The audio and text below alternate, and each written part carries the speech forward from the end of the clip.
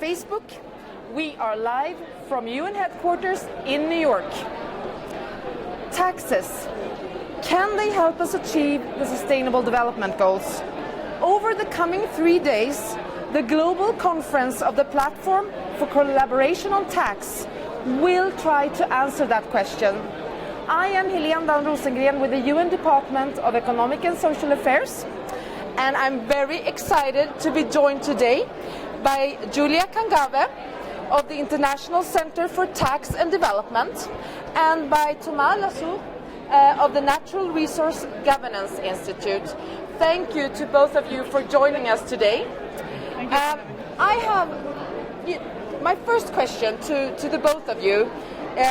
Why does this event on taxation and the SDGs matter for countries and people around the world? Why should they care, around the world for this event?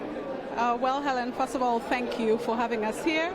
I'll speak mostly from the perspective of low-income countries because that's what our work at the International Center for Tax and Development concentrates from. And I think when you look at it, it's two sides of the same coin. When you look at low-income countries, I think we're at that stage where aid has decreased significantly, and there's a lot of emphasis on domestic resource mobilization. So why something like this matters for low-income countries is what are the ways in which we can increase domestic resources? What's some of the low-hanging fruit? And we're hoping that during the course of this conference, we're going to be able to answer some of that. Related to that, on the other side, is the side of the taxpayer. If governments are going to increase domestic revenue, how are they going to make taxpayers more willing to pay taxes?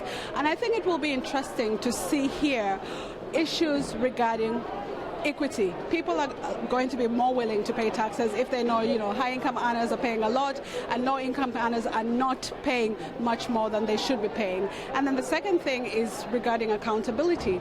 Are the taxes that they're paying going to be able to provide the public services that they should be paying these taxes for? And for me, I think for low-income countries, those are some of the two main issues that we hope to see in this event. Mm-hmm. Thomas has something? Maybe on the next question? Yeah. So what role do taxes play in our efforts to achieve the Sustainable Development Goals? What's the role of taxes? So taxes are critical to achieve the Sustainable Development Goals. So as Julia was saying there, we have today massive development challenges, massive needs for to increase public services, health, education, public infrastructure in developing countries around the world. And better, fairer tax systems are required. They are the basis from which we can fund these critical services. What is the current state of tax systems around the world? And in your view also, what must be done to strengthen the tax systems and so that they benefit ultimately people? Again, I'm not going to talk about around the world. Again, I'll just give a snapshot of some of the research that we've done and what it shows about taxation in African countries. So I'll give an example of studies in 3 countries, and we are finding research the International Center for Tax and Development conducted in Sierra Leone, for example, finds that many low-income earners, like really poor people, are paying a lot of what we call informal taxes. So they are contributing to public services, but it's just that what they're contributing is not called taxes. So they'll contribute to health, paying health workers, paying community teachers. They'll contribute to construction of roads.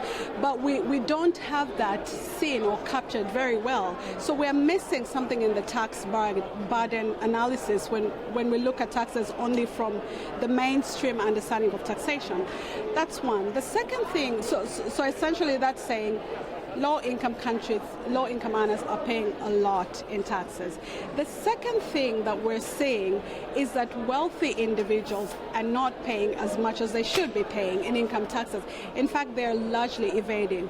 And this, a study that we conducted in Uganda with the Uganda Revenue Authority, shows that mismatch between what we find in the laws, where they should be paying, and what actually happens in practice. Again, there is an aspect of inequality here.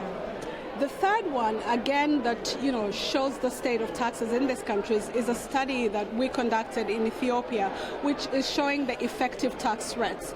So in laws, you might find that they say companies will be taxed at 30%, but effectively, when you factor in incentives, when you factor in exemptions, effectively companies end up paying a lot less in taxes.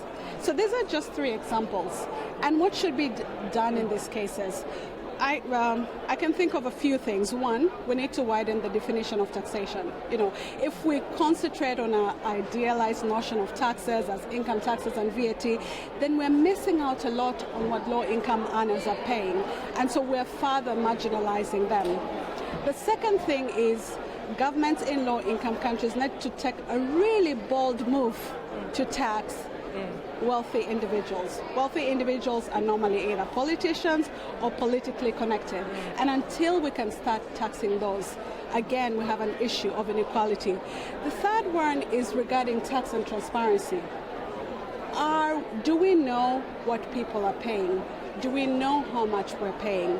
We need more analysis there. We need more data. We need more open records to be able to do that.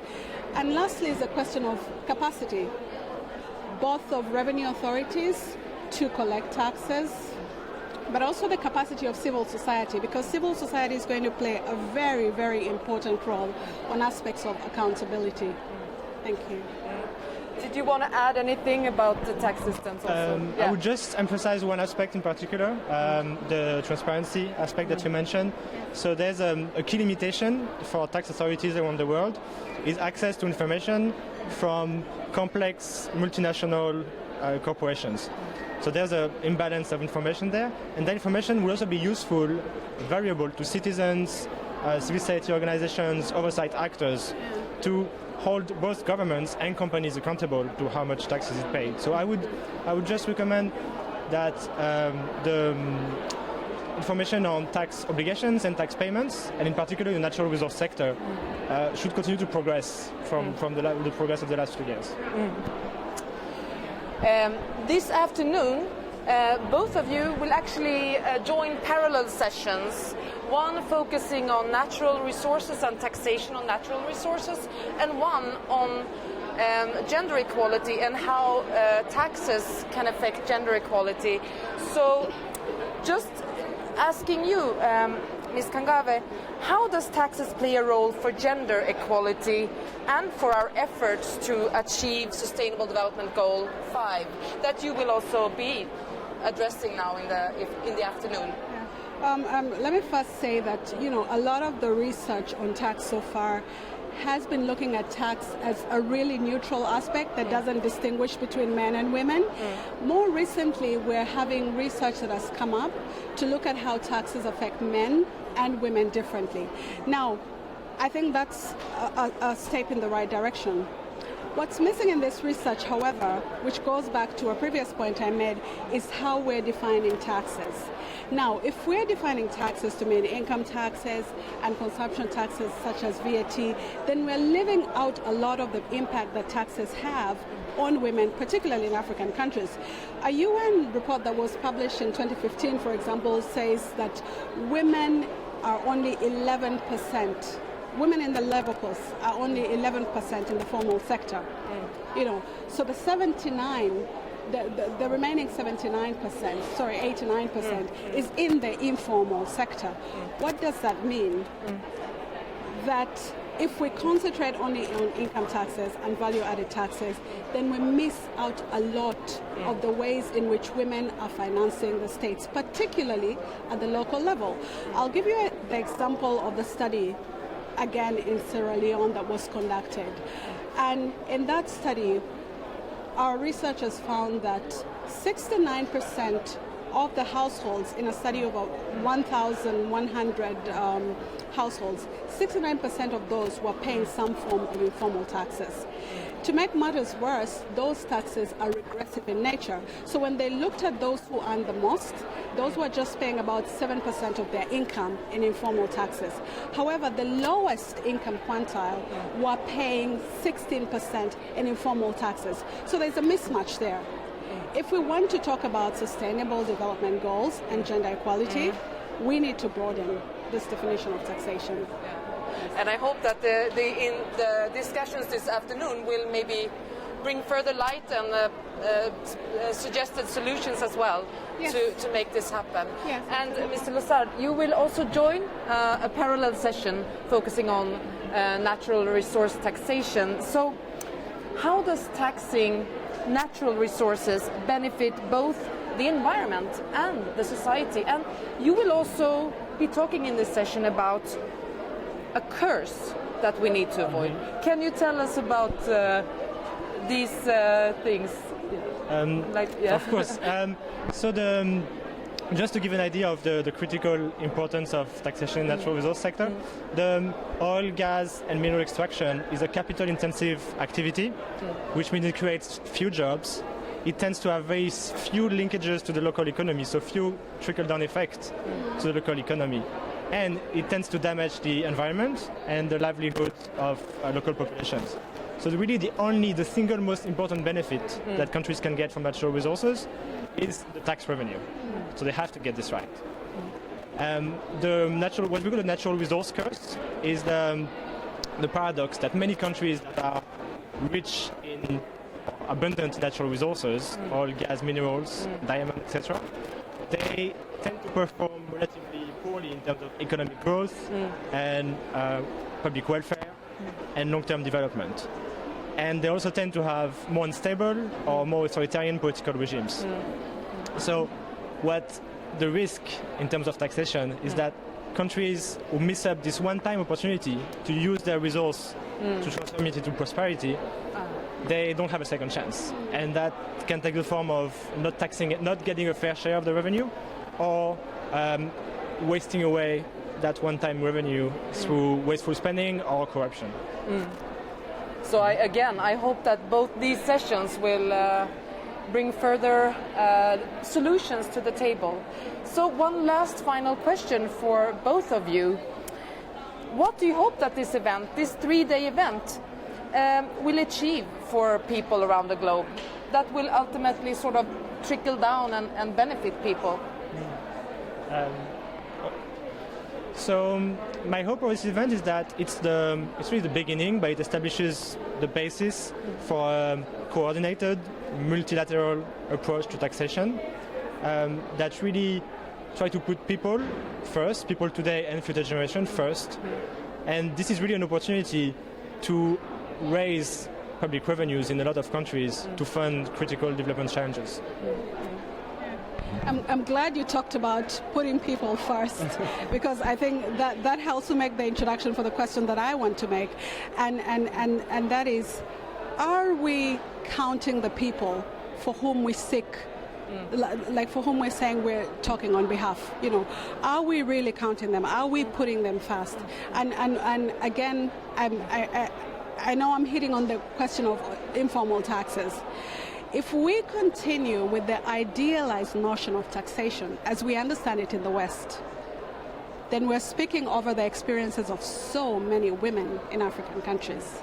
I will tell you about a study that we recently conducted in Dar es Salaam that's showing that every time market traders need to go to visit the toilet, they pay what they call a toilet fee. So think about a woman in her menstruation periods. Think about a woman who's pregnant.